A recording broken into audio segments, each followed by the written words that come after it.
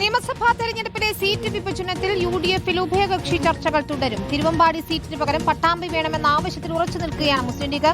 തവനൂർ വിട്ടു നൽകാമെന്നാണ് കോൺഗ്രസ് നിലപാട്. കേരള കോൺഗ്രസ് ജോസഫ് വിഭാഗവുമായും ധാരണയായില്ല. കഴിഞ്ഞ തവണ മത്സരിച്ച 10 സീറ്റുകളും ഇത്തവണ വേണമെന്നാണ് ജോസഫ് വിഭാഗത്തിന്റെ നിലപാട്. റോഷിബാൽ ചേരുന്നു വിശദാംശങ്ങളുമായി. റോഷിബാൽ, ഏത് രീതിയിലാണ് ചർച്ചകൾ പുരോഗമിക്കുന്നത്? തുടർ ചർച്ചകൾ ഏത് ഘട്ടത്തിലെത്തി നിൽക്കുന്നു?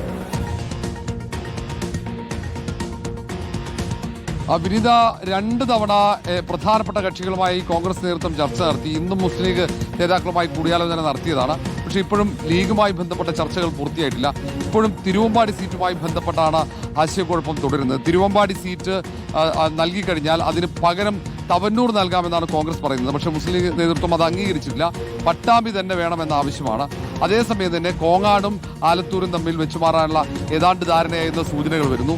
ഒപ്പം പുനലൂരും ചടയമംഗലവും തമ്മിൽ വെച്ചുമാറാനുള്ള സന്നദ്ധതയും മുസ്ലിം ലീഗ് അറിയിച്ചിട്ടുണ്ട്. അതേസമയം കളമശ്ശേരി ഗുരുവായൂർ സീറ്റുകൾ വെച്ചുമാറേണ്ടതില്ല എന്ന തീരുമാനത്തിലേക്ക് ലീഗ് എത്തിക്കഴിഞ്ഞു. ഈ പട്ടാമ്പി ഒപ്പം തിരുവമ്പാടിയും തമ്മിൽ സീറ്റ് വെച്ചുമാറുന്നതിൽ ഏതാണ്ട് 1-2 ദിവസത്തിനകം ധാരണയാകുമെന്നാണ് കോൺഗ്രസിന്റെ പ്രധാനപ്പെട്ട നേതാക്കൾ പറയുന്നത്. അതേസമയം കേരള കോൺഗ്രസ് ജോസഫ് വിഭാഗം ഇപ്പോഴും കടുംപിടുത്തം തുടരുന്നു. കേരള കോൺഗ്രസ് ജോസഫ് വിഭാഗത്തിന്റെ 4 സീറ്റുകൾ ഏറ്റെടുക്കാനുള്ള തീരുമാനമാണ് കോൺഗ്രസ് എടുത്തതെങ്കിൽ ഒറ്റ സീറ്റ് പോലും വിട്ടുതരാൻ കഴിയില്ല എന്ന നിലപാടിൽ കേരള കോൺഗ്രസ് ജോസഫ് വിഭാഗം ഉറച്ചു നിൽക്കുകയാണ്. വിനീത, ശരി, റോഷിബാലാണ് വിശദാംശങ്ങൾ നൽകിയത്.